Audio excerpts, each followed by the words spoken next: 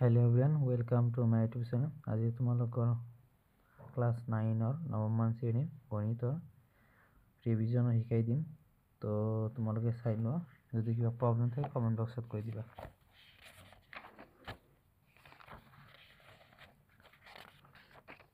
তো তোমালোকৰ ৰিভিজনৰ আৰনৰ পৰা শিকাই দিম।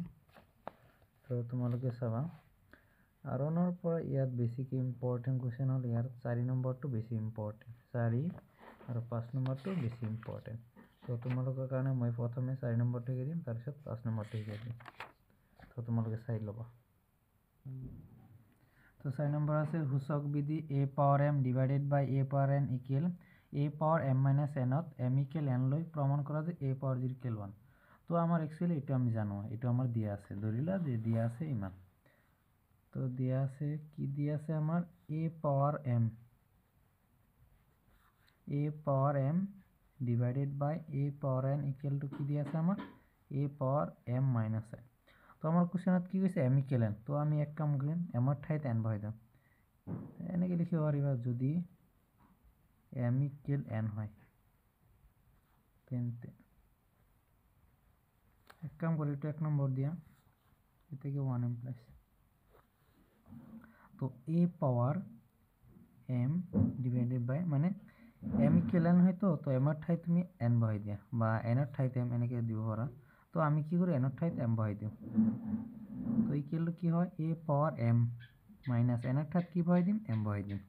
তো চাই লোৱা a power m divided by a power m equal কি ইয়াত কিন্তু a power 0 হয়, এইটো এটা একে হয় না নাই, তেনেহলে কি হৈ যাব 1 হৈ যাব, মানে 1 ইকুৱেল কি হ'ব a power 0। তো আমাৰ এইটো কি आंसर। তো আমার কি হল a power 0 equal 1, আমার এইটো আমার প্রুফ করা আছে যে a power 0 equal 1 এইটো। তো সিম্পল কথা মনত রাখিবা, মানে আমার কোশ্চেনত a power m divided by a power n equal a power m minus n দিয়া আছে।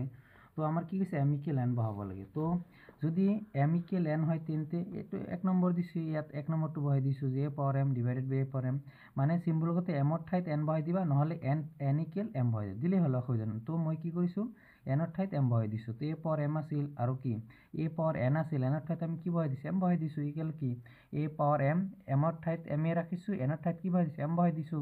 তো এইটো আৰু একে, সেইকাৰণে কাটাকাটি কৰি কি হৈছে 1 হৈছে, আৰু m ৰ পৰা m গলে কি 0, মানে a power 0। তো আমাৰ কি হল a power 0 equal 1, আমাৰ এইটো প্ৰমাণ কৰিব লাগে। তো তাৰ পিছত নেক্সট কোশ্চেন আমাৰ 5 নম্বৰ কি আছে, তো চাই লও তোমালোক। তো 5 নম্বৰ কি আছে সূচক বিধি a power m divided by a power n equal a power m minus n to m equal 0 লৈ প্ৰমাণ কৰা যে a power minus n equal 1 by a power n। 4 আৰু 5 মোস্ট ইম্পৰ্টেন্ট। তো তোমালোকে আগৰ নিচিনাটো কৰিবা। তো এইটো দিয়া আছে m ৰ ঠাইত কি বহাই দিম 0 বহাই দিম। তো চোৱা এতিয়া 5 নম্বৰটো আগৰ নিচিনা দিয়া আছে, মানে গিভেন কি দিয়া আছে a power m divided by a power n equal to কি হয় a power m minus n। তো এতে মনোযোগ দিবা। তো আগৰ নিচিনা লিখা যদি m equal 0 হয়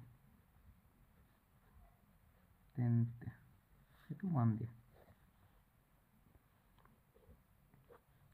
তো a power m divided by a power n equal to a power m minus n এইটো দিয়া আছিল। তো এক কাম কৰা m ৰ ঠাইত কি বহাই দিব লাগে 0 বহাই দিব লাগে।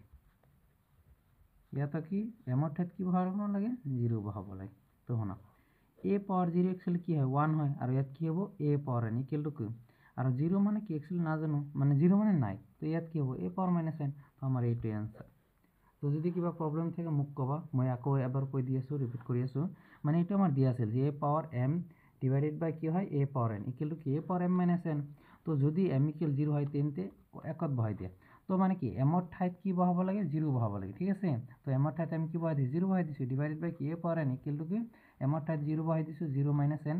তো a power 0 মানে কি 1, আৰু এইটো মানে কি ডিভাইড চিন। তো a power n 1 by a power n equal to কি 0 minus n, মানে কি হ'ব minus n হ'ব, মানে a power n a power minus n মানে 1 by a power n equal কি হয় a power minus n। এটা আমি কিন্তু সূত্র পাইছো, ঠিক আছে।